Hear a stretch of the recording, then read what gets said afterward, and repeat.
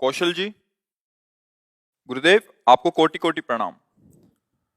गुरुदेव, भगवान ने मनुष्य को इस संसार में अलग अलग कार्य, जैसे किसी को डॉक्टर, क्रिकेटर, इंजीनियर आदि के लिए भेजा है। तो हमें कैसे ज्ञात हो कि भगवान ने हमें उसी मार्ग के लिए चुना है जिस पर हम अभी चल रहे हैं?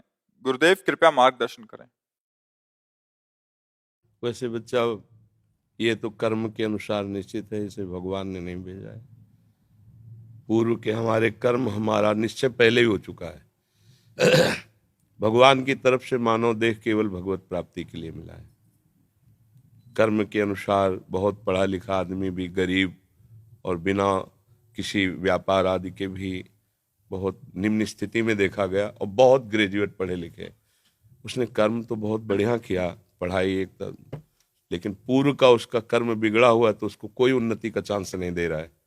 और ऐसे भी देखे गए कि कोई ग्रेजुएट नहीं है, ना रूप के हैं, ना रंग के हैं, ना ढंग के हैं, और वीआईपी व्यवस्थाएं हैं, सैकड़ों नौकर चाकर सब, मतलब उसको बेच आवे बाजार में। ऐसे लोग हैं, उनको खाने को नहीं है।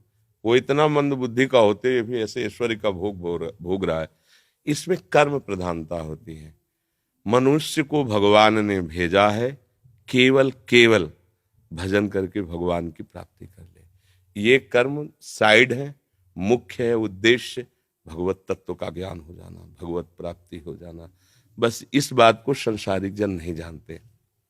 जैसे बच्चा, तुम बहुत पढ़ लिख करके आखिरी पढ़ाई जिसे कही जाती हो पढ़ लो, बहुत अच्छे पद पे चले जाओ, बहुत रुपया पैसा कमा लो, खूब भोग भोग लो, पर शरीर तो छूटेगा ना एक दिन।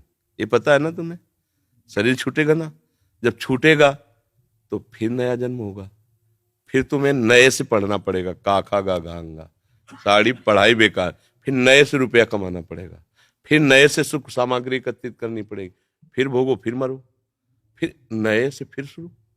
ये एक बार नहीं हुआ, करोड़ों बार हो गया है। अभी पहली बार थोड़ी आप आए हो, करोड़ों बार आज। अब की बार हमको ऐसा पढ़ाई पढ़नी है कि जहां से रुके वहीं से शुरू हो। वो है भजन।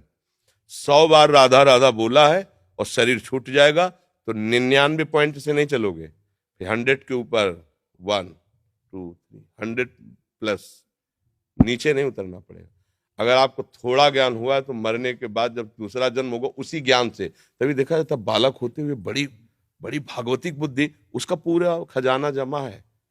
बच्चा, जीवन का लाभ है कि राधा राधा बोलो और मन में रखो कि प्रभु मुझे ऐसा ज्ञान दो जिससे मैं आपको प्राप्त कर सकूं, और आपके इस सृष्टि में जो कर्म के अनुसार मुझे सेवा मिले उसे आपकी सेवा मान करके करूं। बस, भगवान किसी को सुख या दुख कभी नहीं देते।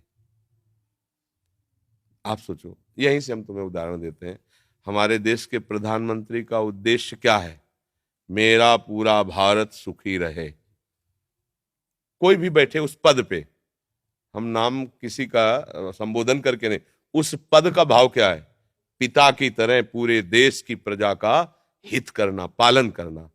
अब उसी पद से बनाए हुए कानून में फांसी की भी सजा है, 20 साल की सजा वहीं से पास हुआ है, जबकि वहां का मुख्य उद्देश्य है तुम्हें सदैव सुखी रखना, बाहर भीतर कहीं कोई आक्रमण ऐसा ना हो पाए कि तुम्हें दुख पहुंचे।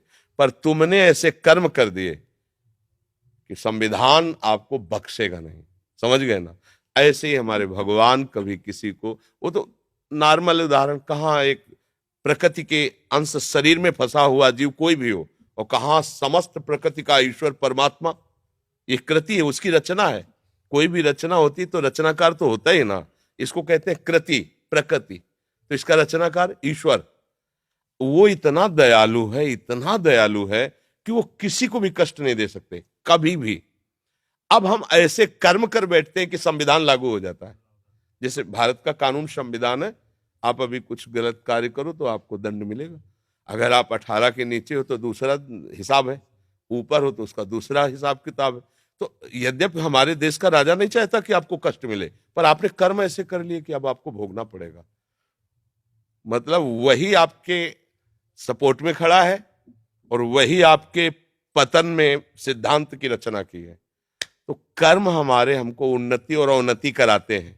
लेकिन उन्नति और अवनति में समान भाव ये भजन दिलाता है, ये कर्म नहीं दिलाता। भजन, अगर आप भगवत भाव में हो तो आपके अंदर सुख दुखे समय कृत्वा लाभा लाभो जया जयो, जय और पराजय में, सुख और दुख में, लाभ और हानि में समान भाव रहेगा, ये स्थिति आ जाएगी।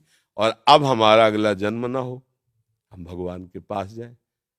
जैसे अभी परसों हम कह रहे थे कि लोग कहें हमें भगवान की जरूरत क्या है, हमें नहीं चाहिए भगवत प्राप्ति भाई, हमें नहीं चाहिए तत्व ज्ञान। ठीक है, आप अमेरिका क्यों जाते हैं?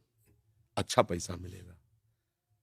अमेरिका से पास हुआ, ये हमारे पास बहुत बड़ी सर्टिफिकेट है, और हमारा जीवन सुखमय रहना। तो हम अपने माता पिता, अपने देश को छोड़कर दूसरे देश में किस लिए जाते हैं? सुख के लिए। तो हम ऐसे देश का परिचय दे रहे जहां दुख का प्रवेश ही नहीं है, मृत्यु का प्रवेश नहीं है, अशांति नहीं है।